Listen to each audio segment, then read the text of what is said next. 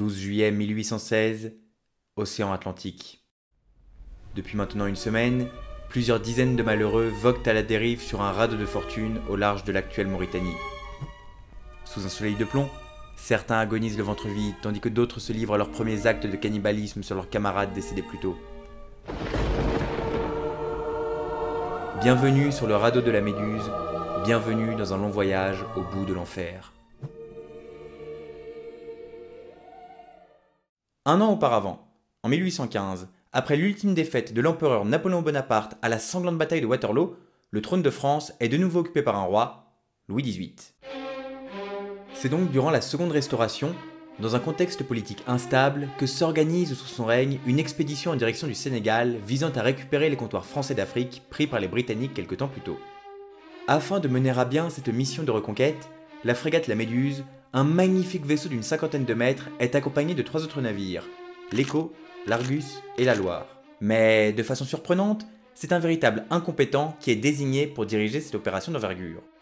Malgré plus de 20 longues années passées sans naviguer, l'officier de marine issu de la noblesse, Hugues du Roi de Chaumaret, est nommé capitaine de la Méduse, un honneur qui récompense les sympathies royalistes de ce quinquagénaire, bien plus que ses qualités de marin. Le 17 juin 1816, la Méduse met le cap vers l'Afrique avec environ 400 personnes à son bord, suivi de près par l'Écho, l'Argus et la Loire, mais le capitaine, pressé de gagner le Sénégal le plus rapidement possible, fait accélérer sa frégate, distançant ainsi les 3 autres navires. Une première grosse erreur de Chaumaret, mais certainement pas la dernière. Ignorant d'abord les précieux conseils de son équipage, il décide ensuite de se passer de cartes maritimes pour se repérer, préférant placer sa confiance en un inconnu, M. Richefort, un explorateur se vantant de connaître la côte africaine comme sa poche. Faute de vérification régulière, les deux hommes estiment mal leur position et se dirigent à grande vitesse vers le banc d'Arguin, au large de l'actuelle Mauritanie, réputé pour son inquiétante dangerosité. Et finalement, le 2 juillet, ce qui devait arriver, arriva. Au petit matin, les marins constatent avec le lever du jour qu'ils ne naviguent plus sur une mer bleu foncé, mais sur une eau particulièrement claire, presque transparente, synonyme d'une profondeur extrêmement faible. Le géographe français Alexandre Coréard et le chirurgien Jean-Baptiste Henri Savigny racontent justement bien ces derniers moments avant le drame. Dès ce moment, les matelots ne furent occupés qu'à relever les lignes jetées le long du bâtiment, et l'étonnante quantité de poissons que l'on allait à bord était plus que suffisante pour faire croire que l'on naviguait sur un haut fond. L'officier de quart fit de suite prévenir le commandant qui ordonna de venir un peu plus au vent. On amena de suite ses voiles. La sonde fut lancée de nouveau et donna 6 brasses. Le capitaine en fut prévenu. En toute hâte, il ordonna de serrer le vent le plus possible, mais il n'était malheureusement plus temps. La frégate, en loffant, donna presque aussitôt un coup de talon. Elle s'arrêta dans un endroit où la sonde ne donna que 5 mètres et 60 centimètres d'eau.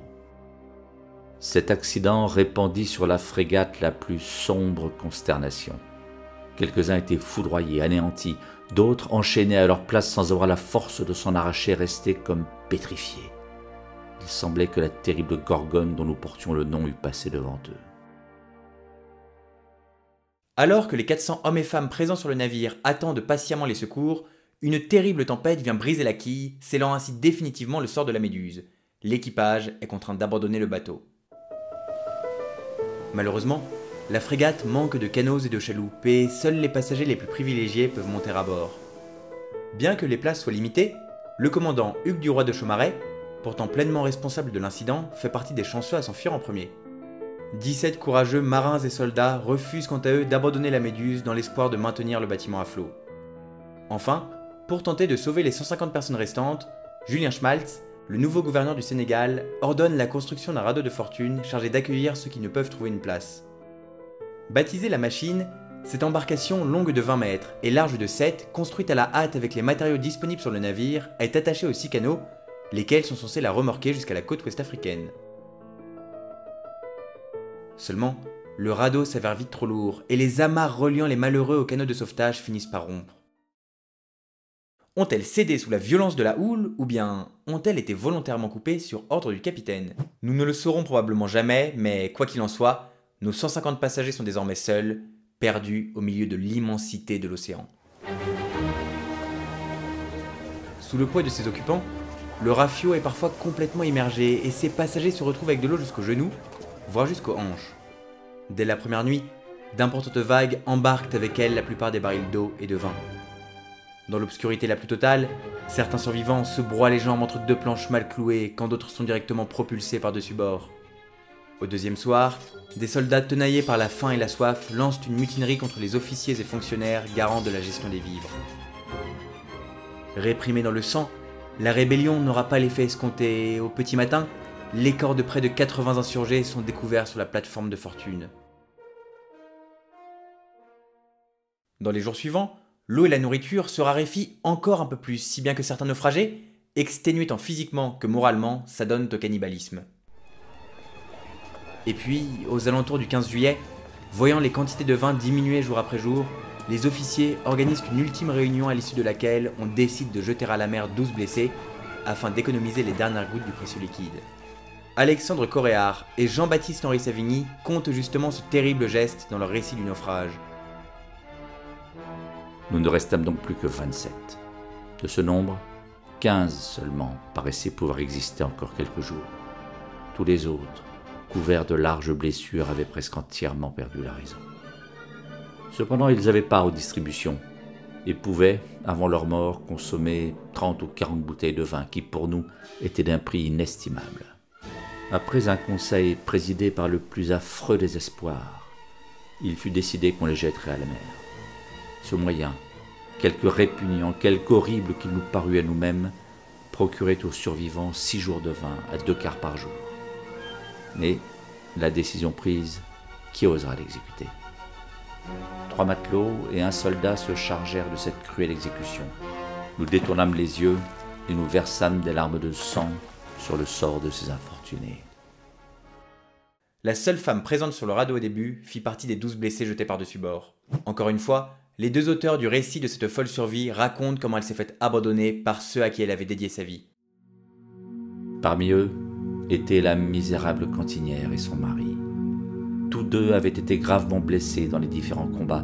Toutes annonçaient leur fin prochaine. Nous avons besoin de croire qu'en précipitant le terme de leurs mots, notre cruelle résolution n'a raccourci que de quelques instants la mesure de leur existence. Cette femme, cette Française, à qui les militaires donnaient la mer pour tombeau, s'était associée pendant 20 ans aux glorieuses fatigues de nos armées.